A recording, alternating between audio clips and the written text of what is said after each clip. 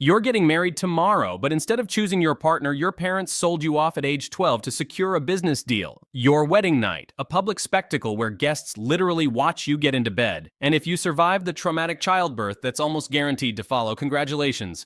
You've got maybe a 50-50 chance your spouse won't beat you to death, legally. Welcome to medieval marriage, where till death do us part was less romantic vow and more realistic timeline. Think your dating life is rough? Try living in an era where your father could literally sell you to the highest bidder before you learned to walk, where your wedding night came with an audience, where pregnancy was Russian roulette, and divorce was about as achievable as flying to the moon. By the time we're done here, you'll be thanking every dating app because compared to what our ancestors endured in the name of marriage, even your worst breakup looks like a fairy tale ending. Don't forget to subscribe, and let's dive into the medieval marriage nightmare that makes modern dating look like paradise. Sold before you could say I do. Let's start with Margaret Beaufort, who lived at the very end of the medieval period and would become the mother of the Tudor dynasty. At age 6, her guardians married her off to John de la Pole in what was essentially a real estate transaction. Margaret never even recognized this marriage. She was literally too young to understand what was happening to her. But the adults around her, they knew exactly what they were doing, securing control of her massive inheritance. 3 years later, when the political winds shifted, they dissolved that marriage like it never happened and sold her again. This time to Edmund Tudor, who was 24 years old. Margaret was 12. Now here's where it gets worse. While medieval law technically allowed marriage at these ages, there was an unspoken rule that you waited until the girl was at least 14 before making the marriage official. Edmund Tudor decided he couldn't wait. Within months of their wedding, 12-year-old Margaret was pregnant. But Margaret's story wasn't unique. Take Isabella of Valois, daughter of the King of France. In 1396, she was married off to King Richard II of England. Isabella was 6 years and 5 days old. Her trousseau, the goods she brought to marriage, literally included her dolls and miniature silver furniture for them. The wedding contract specified that the marriage couldn't be consummated until her 12th birthday. Even by medieval standards, this was acknowledged as extreme. Here's what most people don't realize. These weren't love matches gone wrong. They were calculated business deals. Medieval parents weren't monsters. They were operating in a system where children, especially daughters, were economic assets. A daughter with land and titles was basically a winning lottery ticket that needed to be cashed in before something went wrong, and things went wrong constantly. Wars, plagues, political upheavals, they could wipe out a family's fortune overnight. So parents played the marriage market like day traders, marrying off children as young as possible to lock in alliances and secure wealth transfers. The truly disturbing part. This was completely legal and socially acceptable among the upper classes. The church had rules about consummation ages, but they rarely enforced them when political marriages were involved. Money talked louder than morality. But here's the historical reality check. While these extreme cases make for shocking stories, most medieval people actually married much later. Peasants and middle-class families typically wed in their late teens or early 20s. These child marriages were primarily a rich people's problem, a consequence of having too much wealth and power to gamble with. Still, for the Margarets and Isabellas of the world, childhood ended the moment someone decided their inheritance was worth more than their innocence. And the real nightmare? This was just the beginning of their marital ordeal. These late medieval practices would eventually give way to the slightly more humane early modern period, but for Margaret's generation, they were still trapped in the medieval marriage system's darkest traditions. The wedding night horror show. Now let's talk about what happened after you said I do, because medieval wedding nights came with a side of public humiliation that would make reality TV producers blush. Welcome to the bedding ceremony, a tradition so intrusive it makes modern wedding photography look respectful. Here's how it worked. After the wedding feast, your friends, family, and basically anyone who felt like watching would escort you to your bedroom, not to drop you off, to actively participate in getting you ready for your wedding night. The women would take the bride to the bedchamber, strip her down, comb her hair, and put her into bed while offering helpful advice about what was about to happen. Meanwhile, the men would do the same with the groom. Then they'd bring him in, make sure he got into bed with his new wife, and the real fun would begin. A priest would bless the marriage bed for fertility. Then came the stocking throwing. Bridesmaids and groomsmen would sit on either side of the bed and throw the couple's stockings at them. A direct hit supposedly meant the thrower would be the next to marry. Think of it as medieval target practice with your underwear. But here's where it gets really uncomfortable. In many cases, especially among royalty and high nobility, witnesses would actually stick around to ensure the marriage was consummated. They wouldn't watch the act itself. Even medieval people had some boundaries, but they'd wait outside the bed curtains and expect evidence. Take the case of Margaret of York's wedding to Charles the Bold, Duke of Burgundy, in 1469. This was such a significant political union that the bedding ceremony became an elaborate affair with numerous noble guests chronicling every detail. The pressure was enormous because if the marriage wasn't consummated, it could be annulled and all those political alliances would crumble. Now, before you think this was just a rich people's weirdness, understand the logic behind it. In a world where marriage was primarily a legal and economic contract, consummation was what made it official and binding. No consummation meant no valid marriage, which meant no inheritance rights, no political alliances, and no legitimate children. But here's the historical reality check. While bedding ceremonies were real, they weren't as universally practiced as popular culture suggests. This was primarily an upper-class tradition, and even then, the most extreme versions were reserved for the highest-stakes political marriages. Most common folk had much simpler, more private affairs. The ceremony also varied dramatically by region and time period. In some places, it was more symbolic. Guests would escort the couple to the bedroom and leave them with blessings. In others, particularly in Scandinavian countries, public bedding was actually required by law to validate the marriage. Even royalty eventually got tired of this invasion of privacy. King Charles I of England famously barred the door to his bedroom and refused to participate in the tradition, but the custom lingered for another century among various social classes. The most disturbing part? For child brides like Isabella of Valois, the bedding ceremony served as a constant reminder that their childhood was officially over, even if actual consummation was delayed. Isabella went through this ritual at age 6, dolls and all, knowing that she was now someone's property. You don't learn this in history classes out there, but these ceremonies weren't just about tradition. They were about control, ownership, and public verification of what should have been the most private moment in a couple's life. Childbirth, a death sentence. If you thought the wedding night was traumatic, wait until you hear about what came next. In medieval times, getting pregnant wasn't a blessing. It was essentially playing Russian roulette with your life. Every single time. Let's return to Margaret Beaufort, because her story perfectly illustrates the nightmare of medieval childbirth. Remember, she was only 12 when Edmund Tudor got her pregnant. When Edmund died of plague while she was 7 months along, Margaret had to make a dangerous winter journey to Pembroke Castle while heavily pregnant. For a 13-year-old girl, this was almost unthinkable. On January 28, 1457, Margaret went into labor. According to her confessor Bishop John Fisher, who documented the event, it was a miracle that a baby could be born of so little a personage. That's medieval speak for. Her body was so underdeveloped that everyone expected both mother and child to die. The birth was so traumatic that despite Margaret marrying 2 more times after Edmund's death, she never had another child. The damage to her 13-year-old body was permanent. One horrific childbirth had left the future mother of the Tudor dynasty sterile for life. But Margaret's experience wasn't unusual. It was just better documented because of her status. Medieval statistics are terrifying. Roughly 1 in 3 women died during childbirth or from complications shortly after. Think about that. Every time a medieval woman got pregnant, she had worse odds of survival than a modern-day base jumper. The medical care available made things even worse. Medieval birthing practices included bloodletting during labor, because obviously what a woman losing blood during childbirth needs is to lose more blood. They used birthing chairs that were essentially medieval torture devices designed to speed up delivery, often causing more harm than help. Wealthy women weren't necessarily better off. Take Isabella of Aragon, who died giving birth at 18 after days of agonizing labor. Even with the best medical care available at the time, which included prayers and herbal remedies, she suffered through multiple days before finally succumbing. Here's what really drove the horror home. Noble women were expected to get pregnant immediately and continuously until menopause or death, whichever came first. Eleanor of Aquitaine, considered one of the most powerful women of her era, survived 10 pregnancies, each one a potential death sentence. Most noble women faced 8 to 15 pregnancies in their lifetime. It was baby after baby after baby until their bodies simply couldn't take anymore.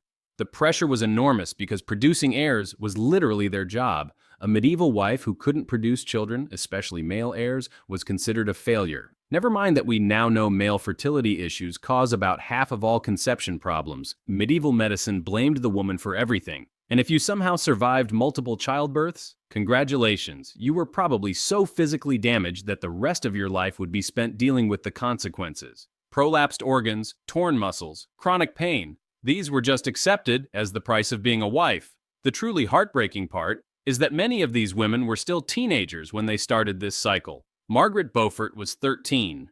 Isabella of Aragon was a mature 18. Their bodies hadn't even finished developing, yet they were expected to immediately start the process that would likely kill them.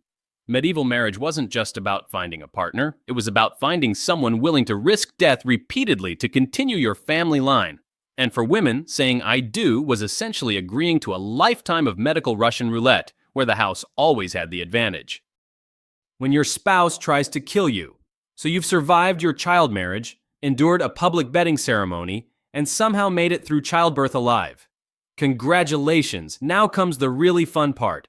Living with a spouse who has the legal right to beat, imprison, or even kill you, all perfectly within the law. Medieval marriage laws weren't just unfair to women, they were downright terrifying. Under the legal doctrine of reasonable chastisement, husbands could physically discipline their wives for any behavior they deemed inappropriate. And reasonable was defined very loosely. There are documented cases of husbands being legally cleared for beating their wives with sticks, as long as the stick was no thicker than their thumb. But let's talk about the ultimate example of legal spousal murder, Henry VIII. Now, Henry lived at the very end of the medieval period and into the Renaissance, but he used medieval marriage laws to their most extreme conclusion. When his wives couldn't give him what he wanted, male heirs, he didn't just divorce them, he had them executed. Take Anne Boleyn. When she failed to produce a male heir and Henry grew tired of her, he had her tried for adultery, incest, and treason. The evidence? Practically non-existent, but it didn't matter. Under medieval law, a wife's adultery was considered treason against the crown because it threatened the royal succession. The penalty for treason was death. Anne Boleyn was beheaded on May 19, 1536, after a trial that was essentially a legal lynching. Her supposed crimes included adultery with multiple men, including her own brother. Charges so ridiculous that even Henry's own counsel had trouble making them stick. But they didn't need real evidence. They just needed enough legal justification to eliminate an inconvenient wife. Auntie Catherine Howard got the same treatment. When Henry discovered her past relationships and possible adultery, he didn't hesitate to send her to the block as well. She was probably around 19 when she was executed, barely older than a teenager. But here's the really terrifying part. This wasn't just Henry being exceptionally cruel. This was medieval marriage law working exactly as designed. Eleanor Cobham, Duchess of Gloucester, was tortured and imprisoned for years by her husband's political enemies, with her husband's full cooperation. Her crime? Being politically inconvenient. Divorce was essentially impossible. The Catholic Church controlled marriage, and they only granted annulments under very specific circumstances. You had to prove the marriage was never valid in the first place, which usually meant proving it was never consummated. This required humiliating public examinations where women had to undergo physical inspections to prove they were still virgins. Even if you could prove non-consummation, the process could take years and cost a fortune. Most people simply couldn't afford it. So, women were trapped in marriages with men who could legally beat them, rape them, and control every aspect of their lives. The law was crystal clear. A married woman had no legal identity separate from her husband. She couldn't own property, sign contracts, or even testify in court without his permission. If he decided to lock her away in a tower for the rest of her life, that was his legal right as her husband. And if your husband decided he wanted you dead, well, there were always creative legal interpretations available. Accusations of witchcraft, adultery, or treason could be fabricated easily enough. Medieval courts weren't exactly concerned with due process when it came to inconvenient wives. The most chilling part is that many of these women knew exactly what they were walking into. They understood that marriage meant giving up all legal rights and placing their lives entirely in their husband's hands. But they had no choice.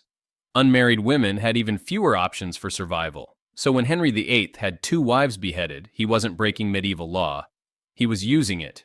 The system was designed to give husbands absolute power over their wives, including the power of life and death. And if you couldn't give your husband what he wanted, you'd better hope he was more merciful than the law required him to be. The economics of medieval misery. Let's be brutally honest about what medieval marriage really was. A business transaction where the merchandise happened to be human. If you think modern relationships have too much financial pressure, wait until you hear about medieval dowries that could bankrupt entire families. The dowry system was essentially legalized extortion. A bride's family had to pay the groom's family for the privilege of taking her off their hands. And we're not talking about modest gifts here. Some dowries were equivalent to $500,000 in today's money, sometimes more. Take Isabella d'Este, one of the most influential women of the late medieval period. Her family spent 3 years negotiating her marriage like a corporate merger. The dowry negotiations alone involved multiple rounds of bidding, with different families offering increasingly outrageous sums to secure the alliance. Her dowry included cash, jewelry, land, and political promises that would take decades to fulfill. But here's where it gets really twisted. The bride's family wasn't just paying to get rid of their daughter. They were essentially purchasing a son-in-law's protection and status for their family line. If you couldn't afford a decent dowry, your daughter would either remain unmarried, which meant poverty and social death, or marry so far beneath her station that she'd drag the entire family down with her. The groom's family, meanwhile, was making a calculated investment. They weren't just getting a wife, they were getting her dowry, her family's political connections, and any future inheritance she might receive. Marriage was literally a business deal where the bride was both the product being sold and the payment being made. And if you think this sounds bad for the bride's family, wait until you hear what happened to the bride herself. Once she was married, everything she owned, including the dowry her family had bankrupted themselves to provide, legally belonged to her husband. She went from being her father's property to being her husband's property, and she brought her own purchase price with her. But the financial nightmare didn't end with the dowry. Medieval inheritance laws were designed to keep wealth concentrated in male hands. When a woman's husband died, she often lost everything. Widows frequently found themselves destitute because their husband's property went to his male relatives, not to her. This created a vicious cycle where desperate widows would remarry quickly, not for love, but for survival. Some women married 4 or 5 times, each time hoping the next husband wouldn't die and leave them penniless. Others were forced to enter convents, not out of religious calling, but because it was the only way to avoid starvation. The most successful medieval women were those who learned to game this rigged system. Margaret Beaufort, despite her traumatic start, eventually became one of the richest women in England by carefully managing her inheritances and choosing her subsequent husbands strategically. But she was the exception, not the rule. For most medieval families, arranging a daughter's marriage meant choosing between financial ruin and social disgrace. Some families literally went into debt for generations to afford a single daughter's dowry. Others had to settle for marriages that offered no social advancement and provided their daughters with no security. The cruelest irony? Even after bankrupting themselves to provide a dowry, families had no guarantee their daughter would be treated well. Once the marriage was complete and the dowry paid, the bride's family had no legal recourse if the husband turned out to be abusive or neglectful. The money was gone, the daughter was legally dead to them, and they were stuck with the debt. This wasn't marriage. It was human trafficking with a religious ceremony attached. Medieval couples weren't joining their lives together. They were completing a business transaction that treated women as both commodities and currency. And the price of admission to this system was so high that it destroyed families for generations. Love, compatibility, happiness. These were luxuries that most medieval families simply couldn't afford. When your daughter's marriage could either elevate your family's status or destroy it financially, romance was just another word for fiscal irresponsibility. Death do us part. Here's the ultimate medieval marriage plot twist. All that trauma, financial ruin, and legal oppression we've been talking about, you probably wouldn't have to endure it for very long because medieval marriages came with a built-in expiration date: death. The average medieval marriage lasted about 15 to 20 years, not because couples grew apart or fell out of love, but because one of them died. Usually the wife, thanks to all that Russian roulette childbirth we discussed earlier. But husbands weren't exactly living to ripe old ages either, what with all the wars, plagues, and complete lack of medical knowledge about basic hygiene. Take the Black Death, which swept through Europe in the 14th century and killed roughly 1/3 of the population. Imagine planning your daughter's elaborate dowry and political marriage alliance, only to have plague wipe out half the wedding party before the ceremony. Suddenly, all those careful financial calculations meant nothing because your prospective son-in-law was dead in a ditch. But here's where medieval practicality gets really dark. People adapted to this constant death by treating marriage like a revolving door. Remarriage wasn't just common, it was essential for survival. Widows and widowers would remarry within months, sometimes weeks of their spouse's death. Not because they were heartless, but because being unmarried in medieval society was essentially a death sentence of its own. Some women became serial wives out of pure necessity. They'd marry, survive a few years if they were lucky, become widowed, then immediately start hunting for the next husband before their resources ran out. It was like a grim game of musical chairs where the music could stop at any moment and leave you without support. The wealthy had it slightly better because they could afford to stay single longer, but even they felt the pressure. Noble families would arrange backup marriages for their children, literally having contingency plans for when the first spouse died. Medieval marriage contracts sometimes included clauses about what would happen when, not if, one party died. Here's something that really shows how normalized death was in medieval marriage. Wedding ceremonies included prayers not just for the couple's happiness, but for their souls after death. Medieval priests would literally bless marriages while simultaneously preparing everyone for the inevitable funeral that was probably coming sooner rather than later. The constant threat of death also created some truly bizarre inheritance situations.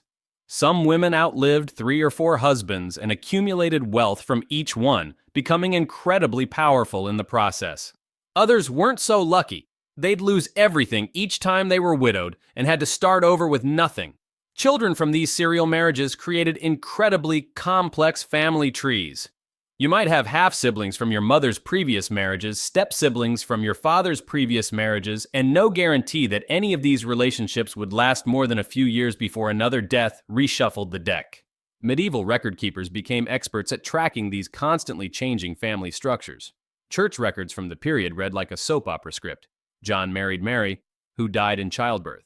John then married Susan, who died of plague. John then married Margaret, who outlived him and married Thomas. The psychological impact was enormous. Medieval people couldn't afford to get too attached to their spouses because the chances of losing them were so high. Marriage was about survival and alliance building, not emotional connection, partly because emotional connection was just too risky when death was always lurking around the corner. And yet, despite all this death and trauma, people kept getting married. They kept having children, kept arranging dowries, kept going through bedding ceremonies and facing down all the horrors we've discussed. Because in medieval society, even a dangerous, potentially deadly marriage was still safer than facing the world alone. When medieval couples promised, "Till death do us part," they weren't being romantic. They were being realistic. Death was the only reliable way out of a medieval marriage, and it usually came calling much sooner than anyone hoped. So there you have it. The brutal reality of medieval marriage laid bare. Child brides sold like livestock, wedding nights turned into public spectacles, childbirth that was essentially a death sentence, husbands with legal murder rights, bankruptcy-inducing dowries, and marriage